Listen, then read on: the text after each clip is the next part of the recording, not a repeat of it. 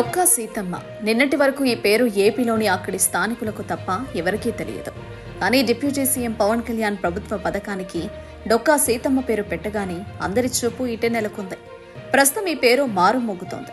కూటమి ప్రభుత్వంలో deputy CM Pawan Kalyan ఎంతో ఉదాత్త ఆశయంతో మహనీయులు మరుగున పడిపోయిన వారికి గుర్తింపుగా డొక్కా సీతమ్మ పేరు తెరపైకి తీసుకొచ్చి ప్రభుత్వ పాఠశాలల్లో అమలు చేస్తున్న మధ్యాహ్న భోజన పథకానికి ఆమె పేరు పెట్టారు. దీంతో డొక్కా సీతమ్మ గురించి బలమైన చర్చ ప్రారంభమైంది. ఆమె ఎవరు? స్వాతంత్ర సమరయోధురాలా, దేశ నాయకురాలా అంటూ అందరిలో అనుమానం ప్రారంభమైంది. డొక్కా సీతమ్మ గురించి కొంతమందికి మాత్రమే తెలుసు.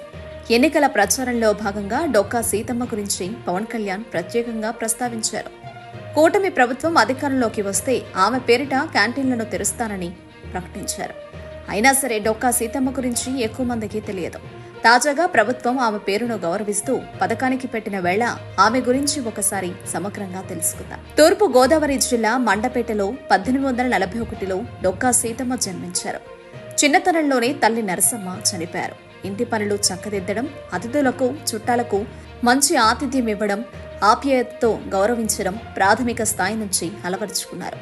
అందుకే ఆమె తండ్రి భవానీ శంకరాన్ని అంతా భూవన్న అని పిలుచుకుంటారు. సీతమ్మకు యుక్త వయసు రాగానే లంకల గన్నవరం గ్రామానికి చెందిన వేద పండితులు డొక్కా జోగన్నతో వివాహం జరిగింది.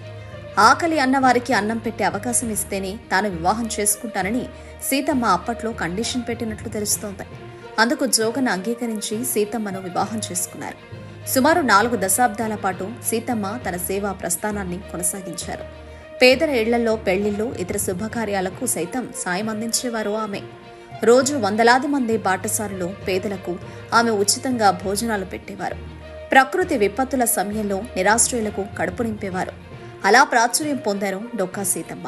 గోదావరి జిల్లాల అన్నపూర్ణగా ఎక్కువ మంది ఆమెను అభివర్ణించేవారు. గోదావరి జిల్లాలో డొక్కా సీతమ్మ పేరు సుపరిచితం. ఆమె ఎంతగానో ప్రాచుర్యం పొందారు. ఆమెను గోదావరి ప్రజలు కీర్తించేవారు. 60 సంవత్సరాల క్రితమే నిడదవోలులో స్వాతంత్ర్య సమరయోధుడు చింతలపాటి మూర్తి రాజు డొక్కా సీతమ్మ విగ్రహాన్ని ఏర్పాటు చేశారు. ఆ గ్రామంలో ధర్మ సంస్థల తరపున ఏర్పాటైన పాఠశాలకు డొక్కా సీతమ్మ ఓరియంటల్ పురపాలక ఉన్నత పాఠశాలగా నామకరణం చేశారు.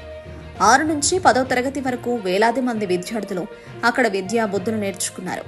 గోదావరి జిల్లాలకు చెందిన స్వతంత్ర సమరయోధులకు, సీనియర్ నేతలకు డొక్కా సీతమ్మ చరిత్ర తెలుసు. ఆమె ఔన్నత్యం తెలుసు. పవన్ ప్రత్యేక ప్రస్తావన. అయితే ఈ తరం వారికి తెలిసేలా చేసింది మాత్రం పవన్ కళ్యాణ్. ఎన్నికలకు ముందు డొక్కా సీతమ్మ పేరుతో క్యాంటీన్లు తెస్తామని పవన్ ప్రకటించారు.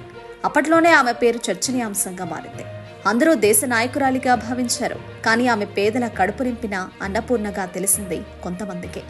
తాజాగా ప్రభుత్వ పాఠశాలల విద్యార్థులకు మధ్యాహ్న భోజన పథకానికి డొక్కా సీతమ్మ పేరు పెట్టడం మరోసారి వార్తల్లో నిలిచారు ఆమె. దీంతో ఎక్కువ మంది గూగుల్లో సెర్చ్ చేయడం ప్రారంభించారు. ఆమె పేరును వెతికే ప్రయత్నం చేశారు. పథకాల పేర్లు మారాయి. ఇటీవల నారా లోకేష్ విద్యాశాఖకు సంబంధించి సంక్షేమ పథకాల పేర్లు మార్చారు. దేశ నాయకులతో పాటు మహనీయుల పేర్లను జత చేశారు.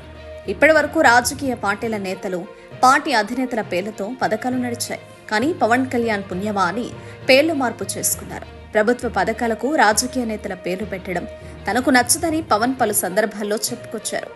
ఎన్నికల ముందు పవన్ డొక్కా సీతమ్మ పేరును ప్రతిపాదించారు.